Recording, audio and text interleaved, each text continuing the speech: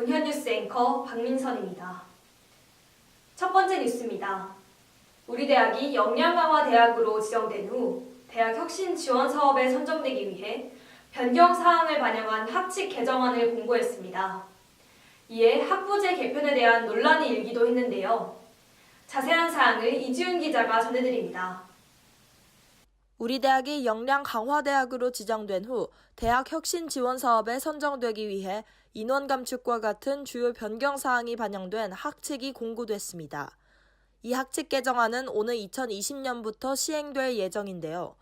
주요 내용은 대학의 경쟁력 강화를 위해 대학 구조를 개편하고 단과 대학 등의 이름을 변경하는 것입니다. 따라서 우리 대학은 글로벌 융합대학, 과학기술대학, 약학대학, 아트디자인대학, 차미리사 교양대학, 교직학부, 오스카 인재개발학부, 일반 대학원과 특수대학원을 두게 되는데요. 하지만 학우들은 이 학칙 개정안에 부정적인 반응이었습니다. 특히 글로벌 융합대학에 소속되는 사회서비스학부에 강하게 반발했는데요. 학칙 개정안에 따르면 법학과, 문헌정보학과, 심리학과, 유아교육과, 사회복지학과, 정치외교학과, 그리고 의상디자인학과 총 7개의 학과가 이에 속하게 됩니다. 정치외교학과와 사회학과 등 여러 학과에서는 학과 통폐합의 이의제기를 신청하기 위해 학우들의 서명을 받는 서명운동을 진행했고 지난 5월 1일 학교 측에 전달했습니다. 지금까지 이지훈 기자였습니다. 다음 뉴스입니다. 지난달 21일 교내에서 드라마 촬영이 진행됐는데요. 그 과정에서 남자 촬영 스태프가 인문사회관의 여자 화장실을 사용해 논란이 퍼졌습니다. 자세한 사항을 민지영 기자가 전해드립니다. 지난 4월 21일 교내에서는 드라마 촬영이 진행됐습니다.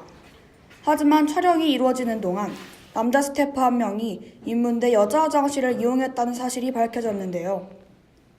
해당 스태프는 남자 화장실을 찾지 못하였고 부득이하게 아무도 없는 여자 화장실을 이용했다고 변명했습니다. 이에 학우들은 스태프가 이러한 핑계로 출입한 화장실에서 사진을 찍고 혹은 불법 촬영기기를 설치한 것은 아닌지 안심할 수 없다며 항의했습니다. 이에 총학생회는 학생처에 해당 사항을 문제 제기하였고 총무과에선 기획사에 공식적으로 항의했습니다. 지금까지 민지영 기자였습니다. 다음 뉴스입니다. 지난달 26일 우리 대학의 기숙사인 가온 2관에 외부인이 무단 출입하는 사건이 발생했습니다. 당시 출입을 시도한 외부인이 본 대학의 학과 점퍼와 새내기 배움터 티셔츠를 입고 있어 더욱 논란이 되는데요. 자세한 소식을 이현경 기자가 전해드립니다. 네, 이현경 기자입니다. 지난 26일 우리 대학 가온 2관 기숙사 무단 출입 사건이 일어났습니다. 그 대상은 다름이 아닌 남성 2명과 기숙사에 살고 있지 않은 본교 학생 1명이었는데요.